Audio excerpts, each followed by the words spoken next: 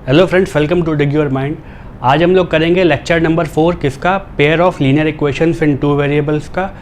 इसमें पहले 3 लेक्चर में हम लोगों ने क्या समझा था? पहले 3 लेक्चर्स में हमने समझा था कि pair of linear equations in two variable क्या होते हैं और उनको कैसे सॉल्व करते हैं। उसी की सीरीज़ में हम आगे बढ़ रहे हैं। तो पहले 3 लेक्चर जिन्होंने नहीं देखे हैं वो जाके उन वीडियोस को देख लें ताकि ये चीज़ और समझ में आए।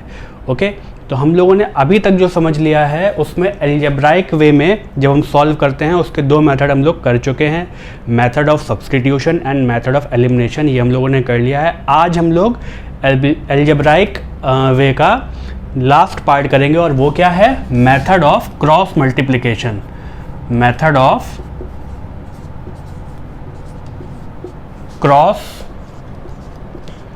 मल्टीप्लिकेशन।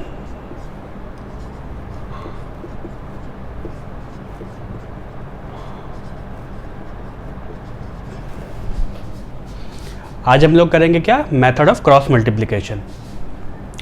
इसमें अगर हम देखें तो हमारी जो जनरल इक्वेशन होती है linear equation in two variable में, वो क्या होती है?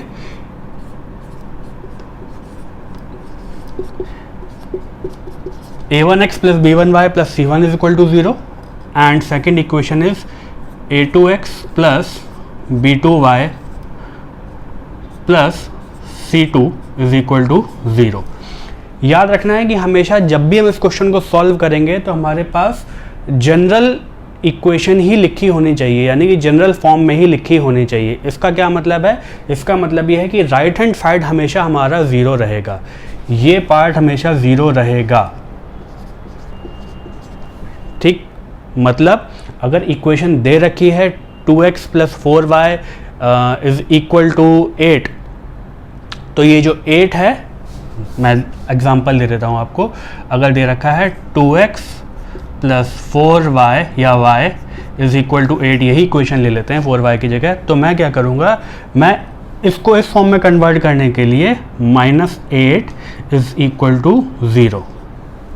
बात समझ में आ रही है? यानी कि राइट हैंड साइड हमेशा हमारा 0 होना मस्ट है, ये कंडीशन हमारी मस्ट है। ठीक, चलिए, तो अब ये बात समझने के बाद आगे बढ़ते हैं। क्रॉस मल्टीप्लिकेशन, एक ही चीज़ को करने के हम 2 वेज को भी समझ लेते हैं अभी। ठीक है, ओके। तो यहाँ पे हम लोगों ने x कर लिया, यहाँ पे y कर लिया और यहाँ पे 1 कर लिया। ये एक स्टैंडर्ड तरीका हो गया। अब a1 a2 छोड़ दीजिए। ठीक है, मैंने क्या बोला? a1 a2 छोड़ लीजिए। अब जो कोफिशिएंट्स बन रहे हैं उनको लिखते जाइए साइक्लिक ऑर्डर में। साइक्लिक ऑर्डर का मतलब अब बचा क्या? b1 b2, तो b1 b2 लिख लिया। ओके, नेक्स्ट क्या बन रहा है? c1 c2, तो c1 c2 लिख लिया। ऐसे ही लिखना है। ठीक है, x नॉर्मली इनके बीच में लिख के और इस तरीके से b1 b2 ऐसे गैप पे और b1 c1 और b2 c2 इस तरह से आएंगे। या b1 b2 कॉलम की अगर मैं बात करूँ तो b1 b2 और c1 c2। क्लियर?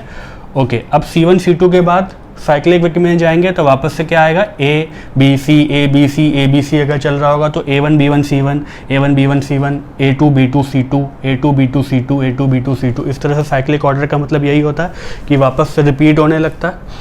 क्लियर? तो c1 c2 के बाद क्या आएगा वापस से? अब a1 a2 लिख लिया भैया, a1 a2। और वापस से अगर हम जाएंगे साइक्लिक ऑर्डर में a1 a2 के बाद अब क्या आएगा? b1 b2। ठीक है, तो यहाँ तक बात समझ में आई है। वापस से देखते हैं, x y और 1 लिख लिया। इसके बाद a1 a2 को छोड़ दिया, इनको हटा दिया, छोड़ दिया के लिए इनको छुपा लेते हैं। अब कोफिशिएंट्स लिखना स्टार्ट करते हैं। b1 b2 थोड़ा पहले से लिखेंगे, ये ऐसे ही लिखेंगे। क्यों लिखना है अभी समझ में आ जाएगा। b1 b2, उसके बाद नेक्स्ट क्या है इन दोनों के बीच में? c1 c2। इसके बाद वापस से क्या आएगा? a1 a2 आएगा। साइक्लिक ऑर्डर में चल रहे हैं क्योंकि c1 c2 के बाद अब कोफिशिएंट्स खत्म हो गए इधर, तो वापस से a1 a2 आ गया और a1 a2 के बाद क्या आ गया? b1 b2। क्लियर? अब हम क्या करेंगे? अब हम x upon is equal to Y upon is equal to 1 upon ये हमारे पास स्टैंडर्ड तरीका है लिखने का, याद रखिए x upon is equal to Y upon is equal to 1 upon, जैसे x y 1 यहाँ लिखा था वैसे ही x upon y upon x upon is equal to Y upon is equal to 1 upon. ठीक है, ये न्यूमरेटर्स लिख लिए हम लोगों ने। अब हम डिनोमिनेटर लिखते हैं। ये मल्टीप्लाई किया, क्या आया, b1 c2 माइनस ये b2 c1। ठीक है, ये क्रॉस बन गया, ये क्रॉस बन गया। यही है मेथड ऑफ क्रॉस मल्टीप्लिकेशन। तो ये क्रॉस जो बन रहा है, cross multiply b1 c2 minus b2 c1। ठीक है, अब नेक्स्ट क्रॉस बनाते, ये x अपॉन का आ गया, यहाँ पे ख़त्म ये बात। y अपॉन पे भी एक क्रॉस बना लेते हैं। ये क्या बन गया, ये क्रॉस बन गया c1a2 माइनस c2a1। क्लियर है ये बात। ये क्रॉस, सेकंड क्रॉस भी हमारा आ गया, क्या आ गया, c1a2 माइनस c2a1। ये this minus this into this minus this into this. समझ में आई ये बात, c1a2 माइनस c2a1। अब नेक्स्ट क्रॉस क्या बन रहा है, 1 अपॉन, ये बस दो ही टर्म का क्रॉस, क्योंकि यहाँ पे ये क्रॉस खत्म हो जाता है। तो नेक्स्ट क्रॉस पे चले गए, a1 b2 माइनस ये क्रॉस बन गया क्या, a2 b1। ठीक है, तो ये क्रॉस भी फाइनल बन गया, a1 b2 minus a2 b1। I think ये इतना छोटा लिखा भी दिख रहा होगा। ठीक है, तो ये हमने इस तरह से कर लिया। थोड़ा सा पेशेंस रखिए, आपको बातें और क्लियर होंगी।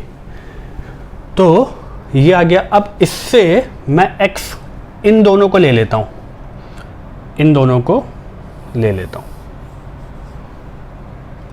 तो यहां से x upon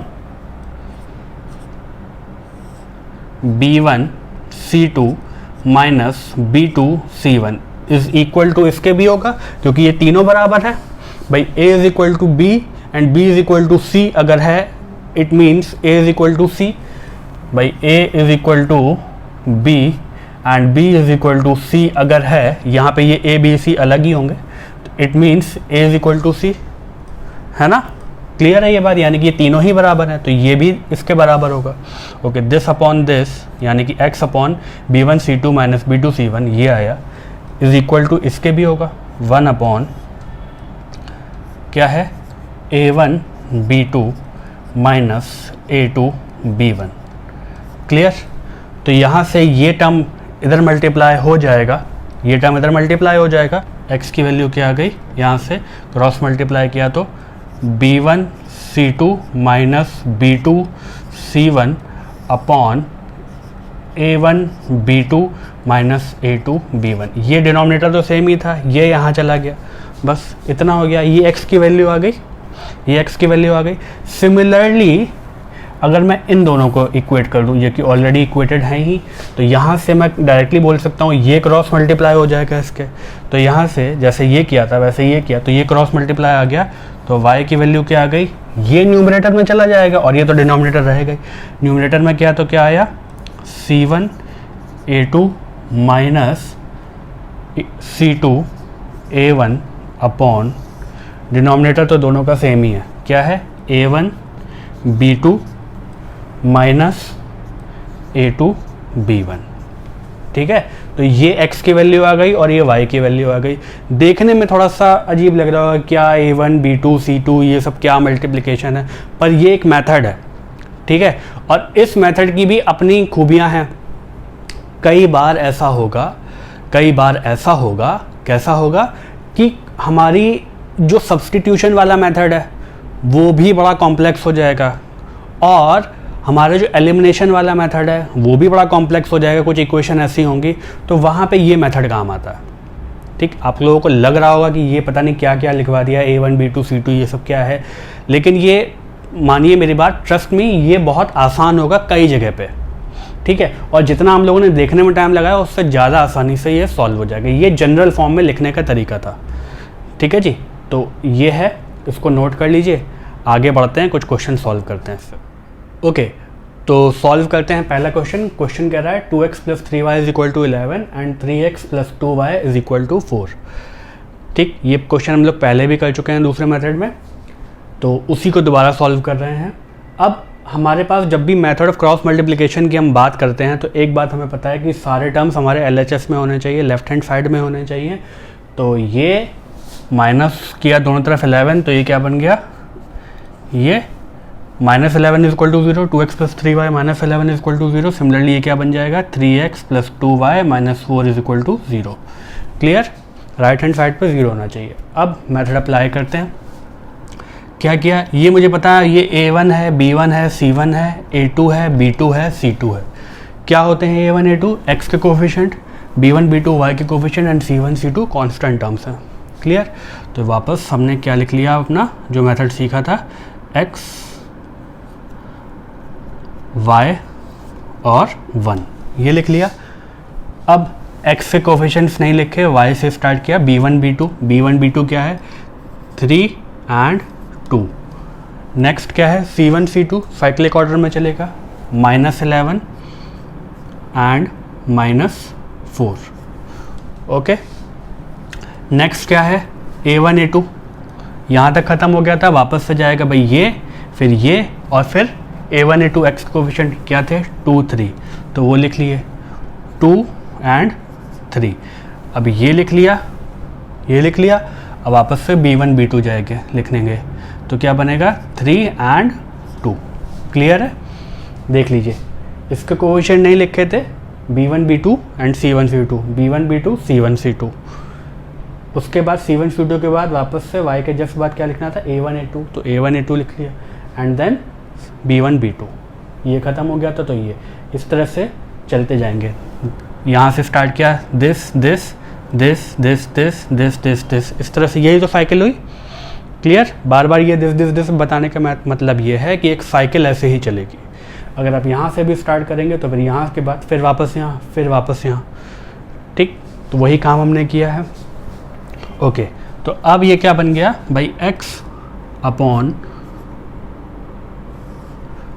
is equal to y upon is equal to 1 upon, कुछ ऐसा ही देखा था हमने। क्लियर है, x upon is equal to y upon is equal to 1 upon, और ये क्रॉस मल्टीप्लाई कर दिया।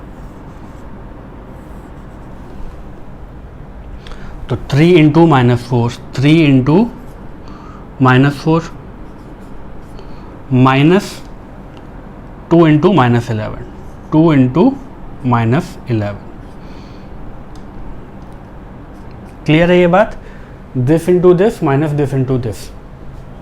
नेक्स्ट y में करना था क्रॉस मल्टीप्लाई, तो क्या बना, -11 टाइम्स 3 माइनस दिए, ये क्रॉस बन गया, क्या बना, 4 टाइम्स नहीं 2 टाइम्स, मतलब -4 है ना, तो माइनस माइनस प्लस कर देते हैं, minus minus plus 4 times 2। Clear है, -4 टाइम्स 2 था, ये माइनस था, ये माइनस माइनस प्लस हो गया। क्लियर है, मैंने एक ही स्टेप में लिख दिया। नेक्स्ट 2 टाइम्स, ये क्रॉस बना, 2 टाइम्स 2, 2 टाइम्स 2 माइनस 3 टाइम्स 3। बात समझ में आई, क्रॉस मल्टीप्लाई किया, this into this minus this into this x upon में, तो this into this is 3 times -4 minus 2 times -11। Clear, y upon -11 times 3 -11 times 3 minus times minus -4 into 2, तो minus minus plus हो गया, 4 into 2 हो गया, और ये क्या बना, 2 into 2, 2 into 2 minus 3 into 3। Clear, okay. अब या तो मैं डायरेक्टली यहाँ पे लिख लेता हूँ भाई x अपॉन, चलिए यहाँ पे लिख लेते हैं, x अपॉन 3 इंटू -4 माइनस का 12, ओके, -2 इंटू -11 प्लस का 22। क्लियर, x अपॉन आ गया, y upon -11 into 3, y upon -11 into 3 कितना हुआ, माइनस का 33 एंड +4 इंटू 2 प्लस का 8। यहाँ तक बात क्लियर है। और ये 1 अपॉन करेंगे तो 2 इंटू 2 कितना हुआ 4 माइनस 3 इंटू 3 कितना हुआ 9। क्लियर है ये बात। इनको बस मल्टीप्लाई कर दिया, ब्रैकेट ओपन कर दिए। ओके, तो ये क्या बन गया, x upon 10 minus 12 plus 22 is 10। यहाँ तक बात ठीक है। चलिए ओके, अब y अपॉन क्या बना, माइनस 33 प्लस 8 माइनस का 25, ठीक है। Okay, and 1 upon 4 minus 9 which is minus 5। ये बात ठीक है। ओके, अब इसको और इसको ले लेते हैं, तो क्या बना, x by 10 is equal to 1 by minus 5। Clear. Okay, तो यहाँ से x की वैल्यू क्या आ गई, दोनों तरफ 10 का मल्टीप्लाई किया तो 10 upon minus 5 which is minus का 2। क्लियर है। ओके, अब इन दोनों को ले लेते हैं, तो यहाँ से क्या बना, y upon minus 25, y upon minus 25 is equal to 1 upon minus 5। तो ये माइनस माइनस तो वैसे ही कैंसिल आउट हो गया, ठीक है। तो y की वैल्यू क्या आ गई, 25 को मल्टीप्लाई किया दोनों तरफ तो 25 अपॉन 5 विच इज़ 5। तो x की वैल्यू क्या आ गई, -2, और y की वैल्यू क्या आ गई, 5। बात समझ में आई। ठीक, शुरुआत में 1-2 बार आप जब करेंगे तो आपको थोड़ा सा अनकम्फर्ट आएगा, लगेगा कि पता नहीं क्या कर रहे हैं, क्यों कर रहे हैं, इससे तो वही वाले मेथड अच्छे हैं। मेथड अच्छे हो सकते हैं वो, इसको देखते हुए फ़िलहाल के लिए आपके, पर ये भी बहुत जल्दी कैलकुलेशन देगा। बात समझ में आ रही है। तो ये बार बार जो मैं इतना लिख रहा हूँ, शायद इसमें भी इतना टाइम वेस्ट हो रहा है, उसमें इतना टाइम वेस्ट होता नहीं है एक्चुअली। चलिए और क्वेश्चन देखते हैं, ज़्यादा समझ में आएगा। ओके, तो नेक्स्ट क्वेश्चन क्या है, नेक्स्ट क्वेश्चन है x plus y is equal to 7 and 5x plus 12y is also 7। ठीक है, तो हम लोग वही करेंगे, राइट हैंड साइड में 0 बनाएंगे, तो ये -7 हो जाएगा इक्वल टू 0, एंड ये भी -7 इक्वल टू 0 हो जाएगा। ठीक है। ओके, तो वही काम करना है अभी, x, y और 1। ओके, x के कोफिशिएंट्स नहीं लिखेंगे, y के कोफिशिएंट से लिखना स्टार्ट करेंगे। इसका कोफिशिएंट क्या है, 1, b1, और ये b2 क्या है, 12। ओके, ठीक है। एंड c1 c2 क्या है, -7 -7 एंड -7। ओके, c1 c2 हो गया। अब a1 a2 लिख लेंगे, क्या है, 1 और 5, तो 1 और 5। ठीक, और इसके बाद वापस से b1 b2 पे जाएंगे, क्योंकि ये हम लोग कोफिशिएंट लिख चुके थे। अब b1 b2 पे गए तो क्या आया, 1 और 12।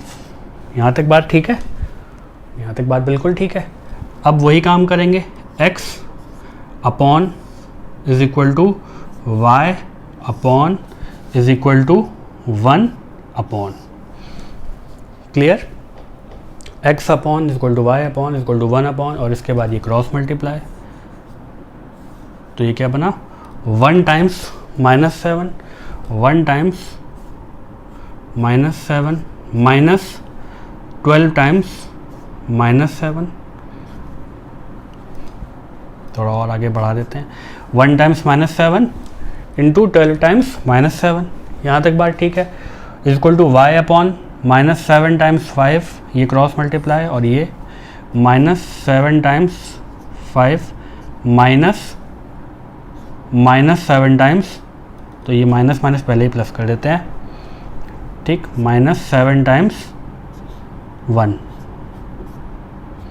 ठीक है, यहाँ तक बात ठीक है। ये अब ठीक है, ये अब ठीक है। Now 1 times 12, 1 times 12 -5 times 1। Okay, तो ये क्रॉस बन गए सारे, ये भी हो गया। 5 times 1, this times this minus this times this times this, 1 times -7 minus 12 times -7। y upon में क्या करेंगे, -7 टाइम्स 5,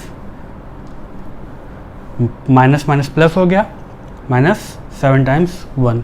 ठीक है, वो -7 इसको प्लस कर देगा, और ये 1 टाइम्स 12 -5 टाइम्स 1। क्लियर।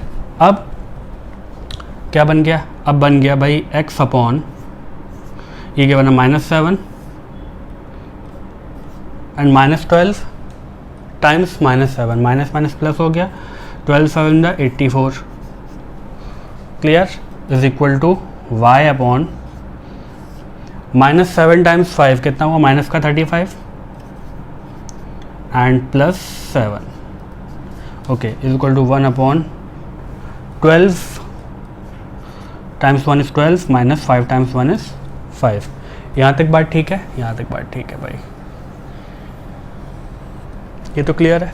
ओके अब ये क्या बन गया, x अपॉन -7 + 84, या फिर मैं कहूँ 84 - 7 कितना हो गया 77, x upon 77 is equal to y upon -35 + 7 कितना हुआ, माइनस का 28 is equal to 1 upon 12 - 5 which is 7। Clear, इन दोनों को लिए आप बार बार उस एरो के बनाने की ज़रूरत नहीं है। तो x upon 77 is equal to 1/7, 77 का मल्टीप्लाई किया क्रॉस दोनों तरफ का क्या हो गया, x equal to 77/7 which is 11। x की वैल्यू क्या आ गई 11। और इन दोनों को अगर मैं ले लेता हूँ, इन दोनों को ऐसा टेढ़ा मेढ़ा बनाने की जरूरत नहीं है, ऐसे ही कर लो भाई। क्या बन गया, y इज इक्वल टू -28, ये चीज़ तो ऐसे दे रखी थी, -28 का मल्टीप्लाई किया दोनों तरफ अपॉन 7, तो 7 से कैंसिल किया न्यूमरेटर डिनोमिनेटर में, तो क्या वैल्यू आ गई -4। तो x equal to 11 and y is equal to -4। बात समझ में आई, आसानी से सॉल्व हो जाएगा। थोड़ी सी अगर हम प्रैक्टिस करेंगे तो स्पीड अपने आप बन जाएगी। क्लियर है ये बात। चलिए और प्रॉब्लम्स देखते हैं। देखिए क्रॉस मल्टीप्लिकेशन करने का क्या है कि एक और वे है, मतलब वही चीज़ है, बस उसको लिखने का वे थोड़ा सा डिफरेंट हो जाता है। इसमें हम क्या करेंगे, हम directly x is equal to -y is equal to 1, मतलब अपॉन में जाएगा ही, x upon equal to y, -y upon equal to 1 upon. यहाँ पे आपने ध्यान दिया होगा मैं पहले y ले रहा था, अब मैंने -y ले लिया। क्यों, बस साइक्लिक ऑर्डर की जगह थोड़े से हम चेंज कर देंगे। क्या होगा वो देखते हैं।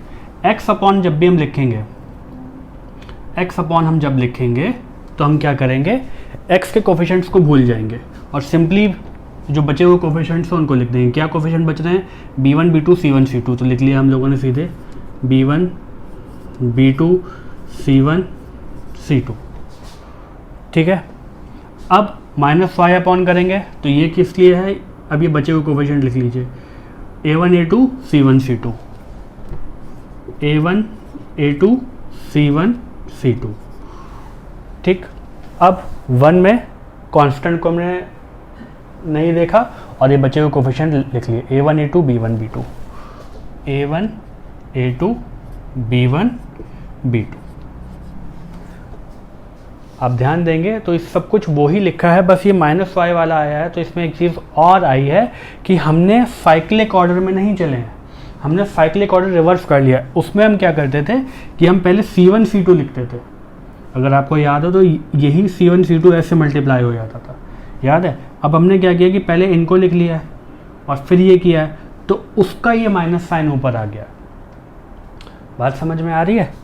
b1 b2 c1 c2 हमारा इस तरह से तो साइकिल चलती थी, हमारी साइकिल चलती थी कैसे, x होता था, फिर होता था यहाँ पे b1 b2 c1 c2 y1, उसके बाद यहाँ पे a1 a2 और फिर b1 b2, कुछ ऐसे होता था। तो ये होता था, फिर ये होता था, फिर ये होता था, फिर ये होता था, और ये होता था, और ये होता था, याद है, कुछ ऐसा ही होता था। अब हमने क्या किया है कि c1 c2 और a1 a2 ये होना चाहिए था कायदे से, पर हमने इनका ऑर्डर रिवर्स कर दिया, a1 a2 और c1 c2 कर लिया, तो यहाँ y की जगह -y आ गया है। बात क्लियर है। और बाकी फिर ये तो a1 a2 b1 b2 ही होता था, यहाँ पे a1 a2 b1 b2 ही लिखा गया है। ठीक है, तो चाहे आप ऐसे लिखें चाहे आप ऐसे लिखें, बात बराबर ही है। ठीक है, इसमें बार बार हमें क्रॉस मल्टीप्लिकेशन का जो साइन बार बार बनाना पड़ता है, या तो वो कर लिया, तो हम साइक्लिक ऑर्डर में चलते चले जाएँ, इतनी हमारी प्रैक्टिस हो जाए, या फिर हम डायरेक्टली इस तरीके से ये कोफिशिएंट छुपा छुपा के देखने वाला जो तरीका होता है वो देखेंगे। भाई x का देखना था तो ये हमने छुपा दिया और बाकी कोफिशिएंट लिख लिए। जब y का देखना था तो ये छुपा लिया, फिर हम साइक्लिक ऑर्डर नहीं देख रहे हैं, फिर हम जो बचा है उसी को लिख रहे हैं, लेकिन तब यहाँ पे माइनस आएगा। तो इन दोनों में से आप कुछ भी अप्लाई करेंगे बात सेम ही आएगी। इसका भाई जब करते थे तो क्या होता था, b1 b2 x upon B1 B2 और C1 C2 इस तरह से लिखते थे, ये तो वही आ रहा है, इसलिए कोई माइनस नहीं। वो y upon C1 C2 A1 A2 होता था, पर यहाँ पे जस्ट ऑपोजिट है भाई। y का देख लेते हैं, y का देख लेते हैं। y क्या होता था? y होता था C1 A2 माइनस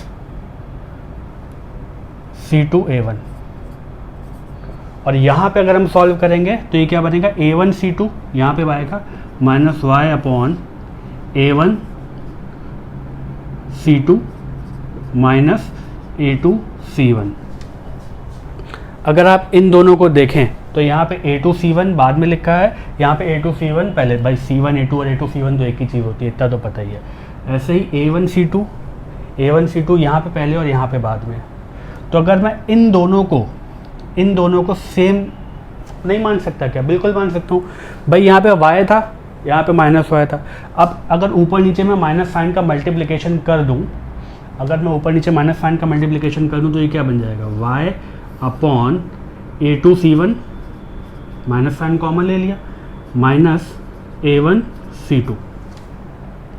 ये बात क्लियर है? क्योंकि मैंने क्या किया, मैंने यहाँ पे भी माइनस का मल्टीप्लाई किया और इसमें भी किया, तो ये प्लस हो गया, ये वाला पार्ट प्लस हो गया, ये लिख लिया, और ये वाला पार्ट माइनस हो गया तो ये लिख लिया।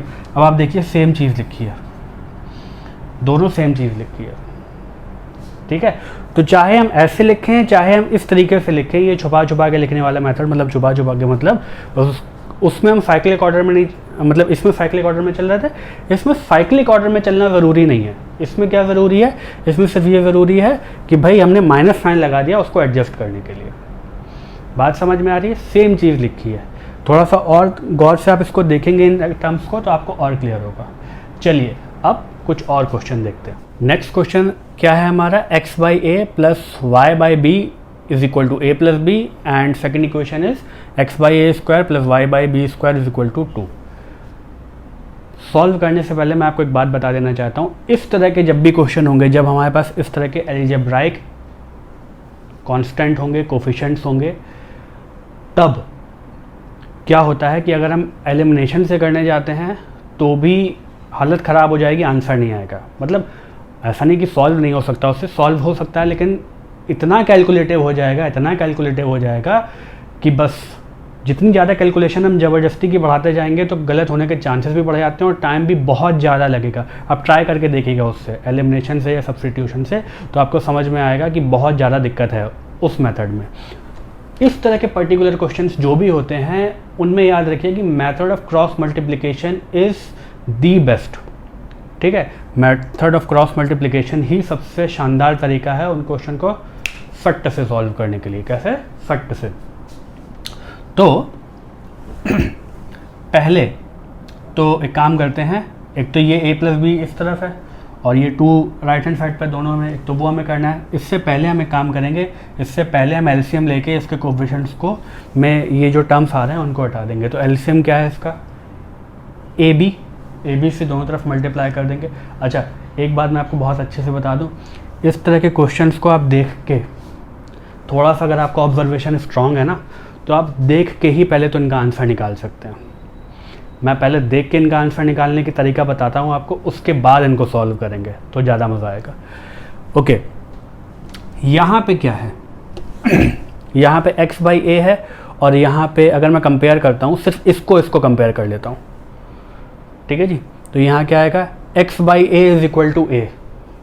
वो कब होगा? जब x equal to A square होगा, ठीक है। ये बात समझ में आ रही है भाई? x by A is equal to a है तो या तो क्रॉस मल्टीप्लाई आप ऐसे ही कर दीजिए, तो x by A is equal to A which is x equal to A square, यही तो मतलब हुआ। या फिर मैं ये देखूँ कि भाई ये वैल्यू a कब बनेगी? जब एक a इससे ज़्यादा होगा डिनोमिनेटर से, तो भी हो गया। सिमिलरली मैं यही मेथड इस पर लगाता हूँ, y by B is equal to b कर दिया, ठीक। तो क्या बना? एक y by B is equal to b, तो y equal to B square. तो यहाँ से क्या आ रहा है हमारे पास value x equal to A square and y equal to B square, ठीक। अब उसी को इसमें देख लेते हैं, ये आना चाहिए 2। तो अगर x स्क्वायर मतलब x की जगह मैं a स्क्वायर पुट करता हूँ तो क्या बना? a square by A square which is 1, clear है। सिमिलरली y की जगह अगर मैं b स्क्वायर पुट करता हूँ, क्योंकि a square b square value आई थी, तो b square by B square क्या आया? 1। तो 1 plus 1 which is 2। Orally answer निकाल लिया और आसानी से। कब? जब इस तरह कोएफिशिएंट होंगे। हमेशा निकाल पाएँ ऐसा ज़रूरी नहीं है, कई बार इतने गंदे और अजीब से टर्म्स दिखेंगे आपको कि आप कंफ्यूज हो जाएंगे, लेकिन मैं ये बता रहा हूँ कि कई बार हम इस तरह से आंसर ओरली निकाल सकते हैं। ठीक है, जो हम लोगों को देखने में ऐसा लग रहा था। मैंने कभी आपको न्यूमेरिक टर्म्स में नहीं बोला, न्यूमेरिक टर्म्स में हिट एंड ट्रायल करना पड़ता है, इसमें भी बेसिकली हिट एंड ट्रायल किया, लेकिन ये थोड़ा सा आसानी से दिख जाता है। ठीक है, तो ये जो मैंने अभी आपको बातें बताई, थोड़ा सा प्रैक्टिस करेंगे तो वो भी हो जाएगा। अब मेथड ऑफ क्रॉस मल्टीप्लिकेशन में चलते हैं, बहुत हो गई सिर्फ ऑब्जर्वेशन की बातें। ओके, तो इसमें किसका मल्टीप्लाई कर दिया?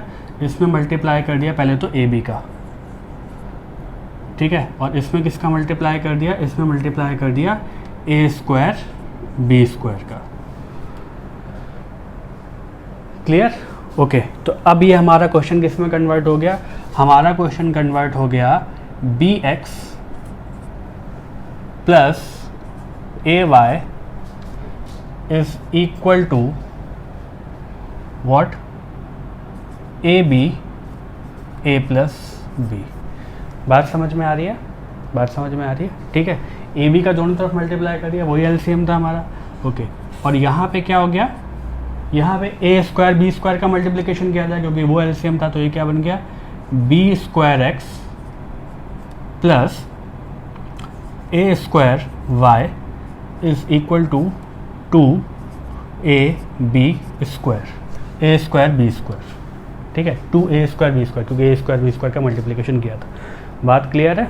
बिल्कुल क्लियर है।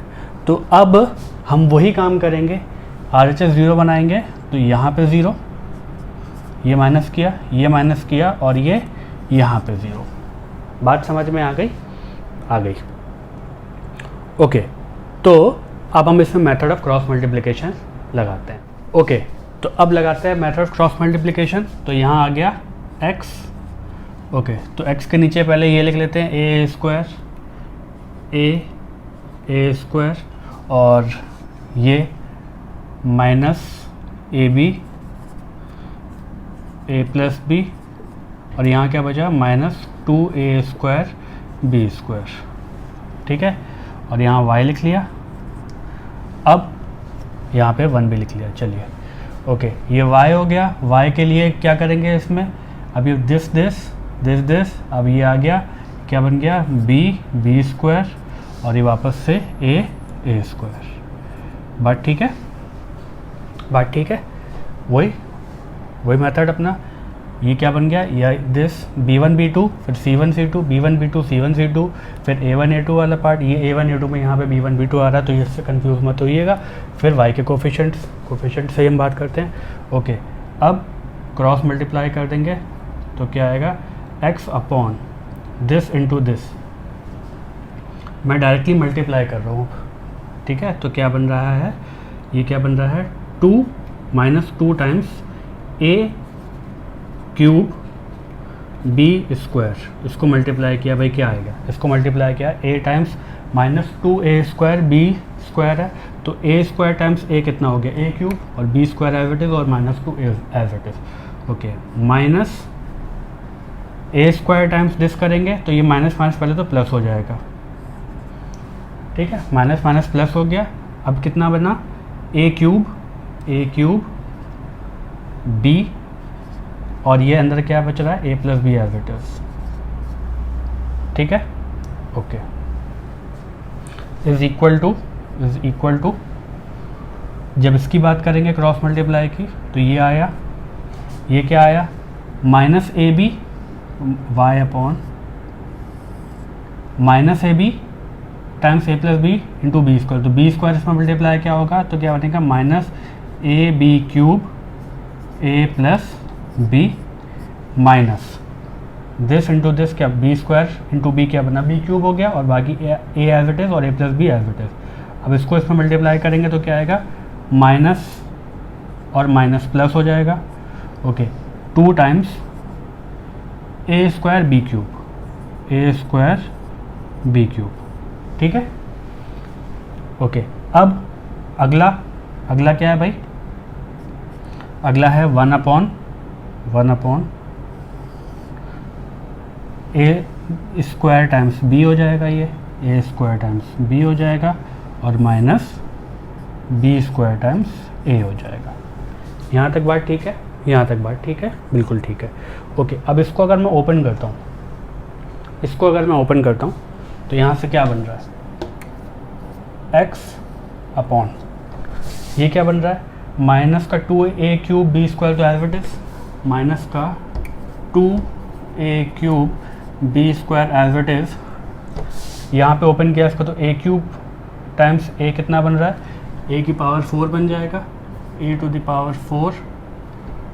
Power 4 b plus a cube B square, a cube B square. यहाँ तक बात ठीक है? यहाँ तक बात बिल्कुल ठीक है। ओके,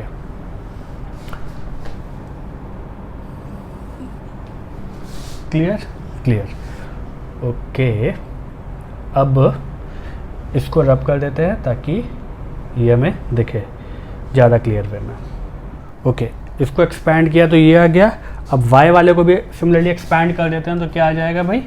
y अपॉन एक्सपेंशन में माइनस ए स्क्वायर बी क्यूब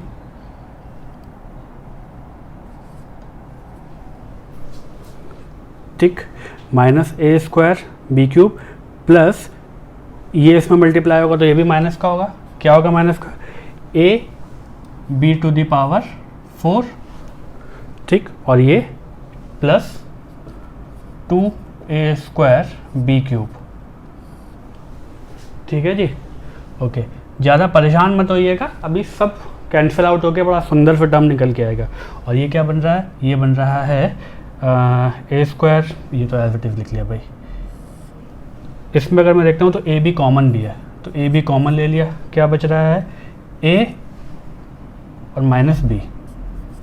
ठीक, इन दोनों में से ए बी कॉमन लिया, ए बी बचा, मतलब ए बी कॉमन लिया तो ए बचा और यहाँ पे माइनस का बी बचा तो वो लिख लिया। अब इसको अगर सिंप्लीफाई करते हैं हम तो ये क्या बन रहा है? ये बन रहा है minus 2a cube B square और a क्यूब बी स्क्वायर क्या बन जाएगा? माइनस का a क्यूब बी स्क्वायर। पहले तो ये वाला टर्म लिख देते हैं, a to the power 4 b। Okay, तो ये क्या बन गया? Minus a cube B square. बात ठीक है? ये a cube B square plus का था, ये माइनस का 2a क्यूब बी स्क्वायर था। ओके, सिमिलरली y अपॉन क्या बन गया? y अपॉन क्या बन गया भाई? ओके, ये प्लस का है, ये माइनस का है, तो सिर्फ एक बचेगा क्या? a स्क्वायर बी क्यूब और माइनस का a b to the power 4। Clear? और ये बराबर है इसके, ये इसके बराबर ही है, तो ये क्या बन गया?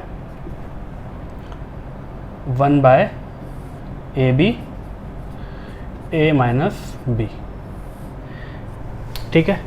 ओके, अब इन दोनों में क्या कॉमन है? इन दोनों में क्या कॉमन है? चलिए इन दोनों में कॉमन भी ले लेते हैं और इससे कंपेयर भी करा देते हैं। तो x की वैल्यू क्या आ गई? x की वैल्यू यहाँ से आ गई। कॉमन क्या ले रख सकते हैं हम भाई? इन दोनों में तो a क्यूब कॉमन है और b कॉमन है, तो क्या बचा यहाँ पे? a minus B. a cube common ले लिया और b ले लिया तो a देख लीजिए यही आएगा, a टू द पावर 4 था तो a, और यहाँ a क्यूब था तो मैक्सिमम a क्यूब कॉमन आ गया और b और b स्क्वायर में b कॉमन आ गया। तो ये मैंने सीधे क्रॉस मल्टीप्लाई कर दिया इसको और इसको कंपेयर करा के, कंपेयर ही कराते थे। ठीक, ओके, और डिनोमिनेटर क्या चल रहा है? A B upon A minus B, A B upon A minus B, ये डिनोमिनेटर था। ये कैंसिल हो गया, ये कैंसिल हो गया, b से b कैंसिल हो गया और ये a से a स्क्वायर आ गया। तो x की वैल्यू क्या आ गई यहाँ से? a square. पर ठीक है, कितनी आराम से ये सॉल्व होके ये वैल्यू आई। मतलब आराम से अभी आपको शायद ना लग रहा हो, लेकिन थोड़ी सी प्रैक्टिस करेंगे। और बाकी ये तो अलजेब्रा चल रही थी। सिमिलरली इसको और इसको अब कंपेयर कराते हैं, मतलब इसको और इसको। ठीक है, यहाँ पे आ चुका था। तो यहाँ पे y की अगर मैं बात करता हूँ तो y की भी सिमिलरली मैं वैल्यू क्या निकाल सकता हूँ? इन दोनों में मैं क्या कॉमन ले सकता हूँ? यहाँ पे तो a आ गया कॉमन और यहाँ पे b क्यूब कॉमन आ गया। ठीक है, क्योंकि a की लोएस्ट पावर 1 थी और b की कॉमन क्या थी? हाईएस्ट पावर 1 और b की हाईएस्ट पावर कॉमन क्या थी? 3। तो यहाँ क्या बच रहा है? a इन दोनों में से, और यहाँ क्या बच रहा है? बी।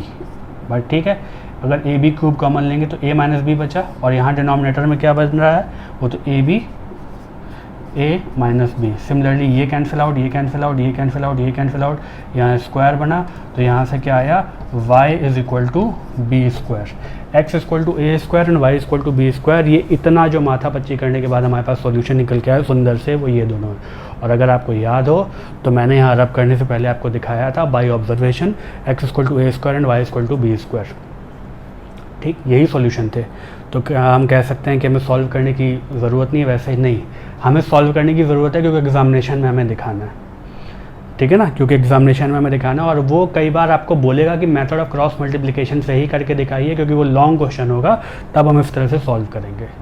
आई होप यहाँ तक बात आपको समझ में आई होगी, कॉन्सेप्ट समझ में आया होगा। और आगे बढ़ते हैं। नेक्स्ट क्वेश्चन क्या है, a x plus b y is equal to a minus b, और सेकेंड इक्वेशन है b x minus a Y is equal to A plus b. Clear? अच्छा, इसमें अब एलसीएम लेने का चक्कर भी नहीं है, तो हम लोग डायरेक्टली इसको आसानी से सॉल्व कर सकते हैं। पर क्या इसको ऑब्जर्वेशन से कर सकते हैं? हाँ, बिल्कुल कर सकते हैं। ए दिख रहा है, एक्स इक्वल टू 1 पुट कर दीजिए, तो दोनों तरफ मतलब देखा जाए तो एक्स इक्वल टू 1 पे ये चीज़ ए आ रही है। ओके, एंड ये माइनस बी कब आएगी, जब y इज इक्वल टू -1 होगा। भाई इन दोनों को अगर आप कंपेयर कराते हैं तो x इक्वल टू 1 आएगा, और इन दोनों को कंपेयर कराते हैं तो y इक्वल टू -1 आएगा। चेक कर लीजिए इसमें x इक्वल टू 1 पे, अब इन दोनों को देख लीजिए, ये क्या बन जाएगा, b बन जाएगा, और y इक्वल टू -1 पुट करेंगे तो माइनस ऑफ माइनस से क्या बन जाएगा, a, यानी कि x equal to 1 and y equal to -1 ये इसके सॉल्यूशन होंगे। ये बाई ऑब्जर्वेशन कर लिया, लेकिन एग्जामिनेशन में हम बाई ऑब्जर्वेशन नहीं कर सकते। ये इसलिए भी है, देखिए अगर मैं पहले आंसर पता चल रहा है तो कितना फ़ायदा है कि हम अपनी गलती भी चेक कर सकते हैं। हो सकता है प्लस माइनस की तब गलती आ रही हो, तो वो नहीं होगी। ठीक है, ओके, तो एक काम करते हैं, ये गया और ये गया, और इक्वल टू 0 आया, इक्वल टू 0 आया, दिस एंड दिस। क्लियर? चलिए, अब x अपॉन ये क्या बन रहा है भाई, b माइनस ए, और ये minus of a minus B and minus of a plus B y। Okay, और ये क्या बन रहा है अगला, यहाँ तक हो गया, ये this b1 b2 c1 c2, अब a1 a2 आएगा तो क्या बनेगा, ये a b एंड 1, ये क्या बन रहा है, 1 इधर लिख लो थोड़ा, b एंड माइनस ए। ऐसे ही होता है। अब तो हम लोग साइक्लिक ऑर्डर में चलना आ चुका है हमें। ठीक, वो अगर वो ढकने वाला मेथड कर रहे होते तो भी हम लोग आसानी से कर सकते थे। ओके फाइन, तो अब ये x upon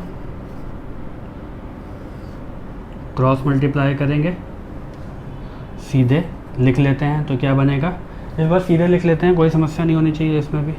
okay, x upon ये क्या बन रहा है, b टाइम्स ये माइनस का A B, okay, and minus का बी स्क्वायर, क्योंकि ये माइनस बी हो रहा है और ये इसमें मल्टीप्लाई होगा तो माइनस का बी स्क्वायर। ओके, ये माइनस और ये माइनस जब होगा तो ऑलरेडी प्लस हो जाएगा, और एक बाहर भी माइनस लगा हुआ है, तो ओवरऑल माइनस का ही टर्म रहेगा, क्योंकि minus times this into this करेंगे तो ये माइनस माइनस प्लस हो जाएगा।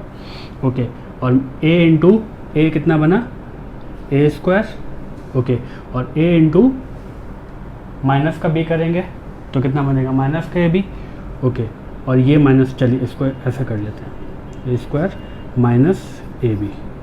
ठीक है, क्यों, क्योंकि भाई या जब ये मल्टीप्लाई हो रहा है इससे तो ये माइनस माइनस प्लस भी कर देगा, पर इतने ज़्यादा माइनस प्लस करेंगे तो हो सकता है आप कंफ्यूज हो जाएं।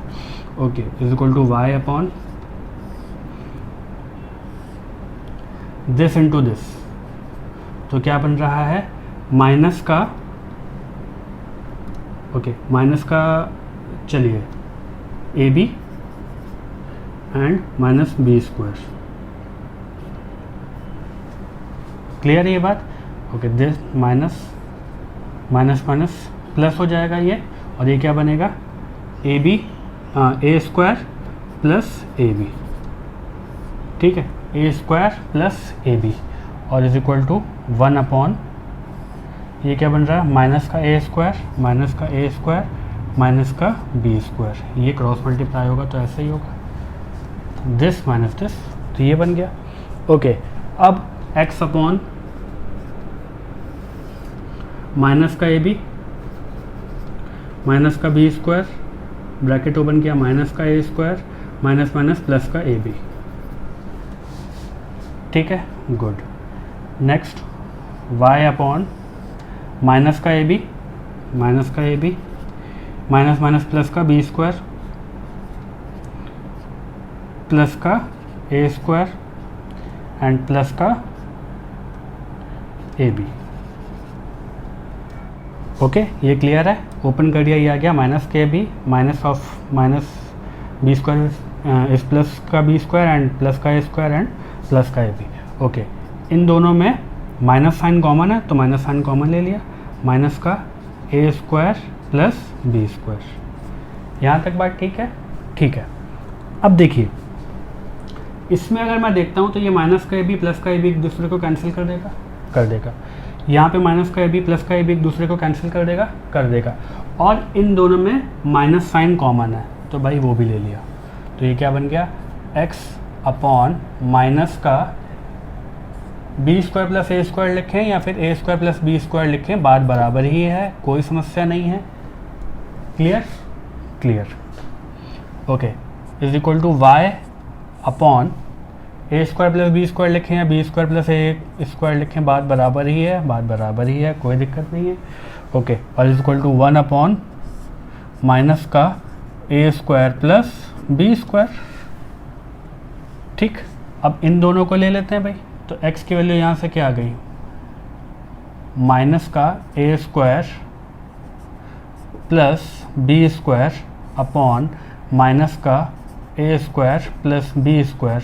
तो एक तो माइनस माइनस भी कैंसिल और ये पार्ट भी कैंसिल क्योंकि सेम ही है, तो क्या आ गया 1।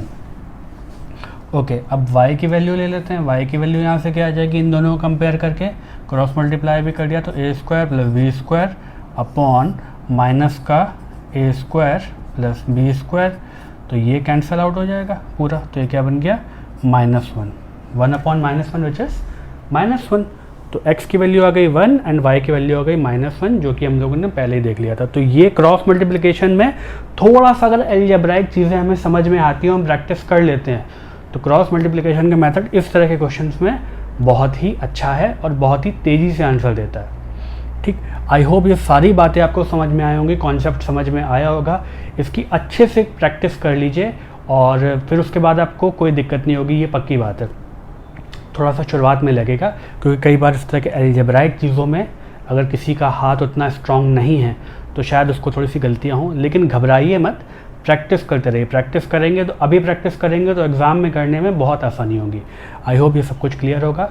मिलते हैं नेक्स्ट लेक्चर में, पढ़ते रहिए। Thank you so much for watching the video.